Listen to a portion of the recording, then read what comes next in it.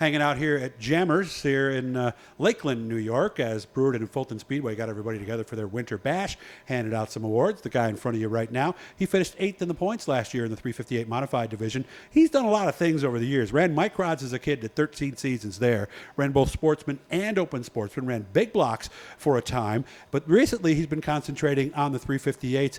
Almost wins last year. We had several of those, you told me. Yeah, I get close to the end. I'm telling you, I tell people if these races were 25 laps, I'd have 20 modified wins. It's crazy, but just got to get better at longer races. I remember talking to Timmer last year, Tim Sears Jr. You told me you actually heard the interview. There was a late caution or something? You had the race basically won? Yeah, I had quite the lead. From what I watched on DIRTcar Digest TV, I rented it and watched it. I had a pretty good lead. I don't think there was anything that was going to happen for them guys to catch me, and I had a caution late and just didn't drive a good enough race at the end. Just that simple, huh? Pretty much, yeah. It's easy. It's easy to get out of the car and then point the finger or think about things, but when you wait a week and watch the race, it was pretty clear to me that really just the one lap. It's the second lap I drove okay. The first lap where he gets under me, it's 100%. Did you choose the wrong lane? I think I went kind of in a protect mode where I came in low and slid across, kind of slid across the racetrack to protect, and just you can't miss the bottom with that 83 behind you, or really anyone, but especially him. He said he felt badly about it. Did you believe him? You were joking, you say it may, but he kind of sounded to me like he really did. I don't know. We're friends, We just recently switched to Troyer race cars this year. He was an advocate for that and helped in that decision. And, he's been always a guy, him and his father and his uncle and all them, that I could go down and ask questions, even with my Bicknell cars. And I feel like we've had that kind of relationship where he could help out. And so we have that joking relationship. But I tried to figure out the stat one night, and I think I have 7 second places in a modified, and I'm pretty sure 6 of them are to Timmer. Oh, no. And I would say most of them are within the last 4 laps, him stealing the race from me. So it's a little joke. I tell him every time it happens. He owes me a beer or owes me a case of beer or something. I'll see you with 2 laps to go, right? Yeah, right. That's right? It's funny, But he's one of the best to do it. Especially at our local tracks between Brewerton and Fulton. So hopefully we can change our luck a little bit this year against him. Very nice. So, and they're looking for a sponsor, by the way, to pay Tim to stay home, and then he could actually do real well. I would appreciate that. Yeah. So anybody guys wants to help. And amongst a couple others, maybe Ronnie could stay home. Yeah, Ronnie could stay home. Sure. Maybe Dave. There's a couple of them that could stay home, I think. By the way, I want to thank Jammers for giving us this room. This is where they sell the ice cream during the summer, so they gave me this so I would come in here. And of course, Troyer is one of our sponsors, so make sure to call them, guys. I know some of you guys are running some older Troyers. You don't know what it was, and get some advice. Call Matt, call Mark, and they'll get you going in the right direction. So what's the plan then? How does this new Troyer look right now? It's done. It's done. It's you all can race done. Today? It's I need an engine, but the car's done. It's all lettered. I posted one small picture of it. It's going to be at the March show in Syracuse. It's going to kind of unveil it there. Looks really good. Yeah. Rodney McCready lettered it again. Looks awesome. We're very happy with the car. Very happy with the company. Very happy with the relationship that we have with Mark and Matt and all them guys over there. It's we're very excited about it going forward. I think the plan this year is last year we only were doing one night a week with the 358. It's too hard for me to get out of work and really run Fridays anywhere. Are tough for a lot of reasons. But Brewerton is like 10 minutes from my work, so that kind of makes sense. And with John giving the bonus for another year again, I think that we're going to elect to do that as a full-time deal on Friday nights or as long as our budget allows us to. Fulton's the main focus. So you know the track, right? Yeah. I tend to go a little better there. I think as a driver I'm a little more comfortable there. At Brewerton. At Brewerton Speedway.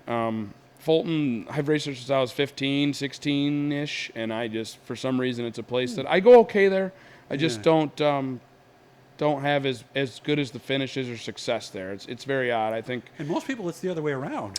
I have heard that. I don't know. It's very weird. Like, it's funny. I talked to Timmer and Ronnie, and they absolutely love Fulton. They love Brewerton as well, but I go down to them all the time and joke, and I'm like, man, I can't get a hold of this place. I don't like it. Whatever. I wish I could just go home or be in the stands drinking beer or whatever. But and they always say, like, man, I love this place. It's where we started. It's where we. Everybody has their favorite track. And I'm not saying that's their favorite track, but I started there. I have a love for it. I've been going there watching my uncle John Barker Jr. race since I was. Oh right, I forgot about that. Since I was old enough to know what racing was. So obviously it holds a little special, spot to me. But for some reason, Brewerton to me just always really kind of. I like the versatility. You have to have the race there. Yeah. And I like the challenge it brings with the small block against the big blocks. I think it's rewarding to run there. I mean, there's obviously nights that you're going to really struggle against them guys, but then there's been a lot of nights. I think the last 7 weeks there, we were never out of the top 10 with a small block. Look at Max Hill and Nick Krause. They've absolutely had top fives. They've led laps there. So absolutely. It can be done, but it almost has to be a perfect scenario, doesn't it? It's got to be kind of a perfect storm happening, and I think, if we put our best foot forward and when we started doing that halfway through the year last year, the better finishes started coming at Fulton. So just like anything else, you do it one night a week, you do it twice a week, you're going to get better, whether it's a bowling league or volleyball or whatever, right? 100%. So that's our plan. I think we're just going to come out swinging. Okay. Brand new car, everything on it's brand new, all Troyer. Oh, really? All new. All got right. 2 motors getting freshened, Fantastic. so hopefully we'll be ready to go. Well, good to see you again, man. Please say hi to Mom. I absolutely will. I haven't seen her in a while, and the Microd Club did amazing things for my daughter. I'm sure it changed your life for the better as well. So seriously, guys, if you have a young child, Andrew will tell you, get them out there, get them raced. It'll change their life and their outlook on life to the better, won't it? People ask me all the time. I tell them the biggest thing for me was it taught me a lot of life lessons racing there. It wasn't just about racing. It was how to create friendships, how to talk to people, how to, and obviously racer etiquette. Yes. Stuff like that, but it also taught you respect at a young age, and they make you do things like everyone has chores weekly. Work concession, or it teaches you responsibility, and at an early age. Yeah, very early, many kids don't get that responsibility ever. Exactly, So I think they got a lot of good things going.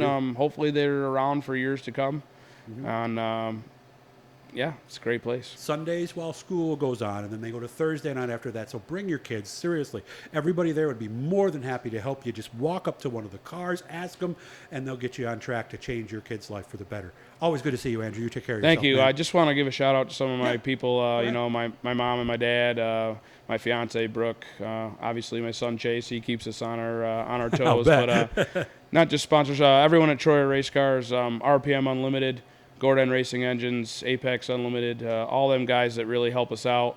Coastal Carolina, Mike Bowman, who used to race up here, moved away years ago. Very good friend of mine, helps out a ton. And I didn't know that. Okay. He's very, very involved with our racing program, and thankful to have all these guys. So very excited for this year. I appreciate everything you do, Doug. Thank you. Thanks for keeping us on the map, kind of keeping people informed on what we do, and excited for 2023. And stories like this, watching Andrew as he's on his way to his first modified win. That's what keeps me in this game, is all that. Hit the blue E, hit the likes, subscribe, all that stuff. You take care. Give Mom a hug for me. I'll see you soon. I absolutely will. Thank you.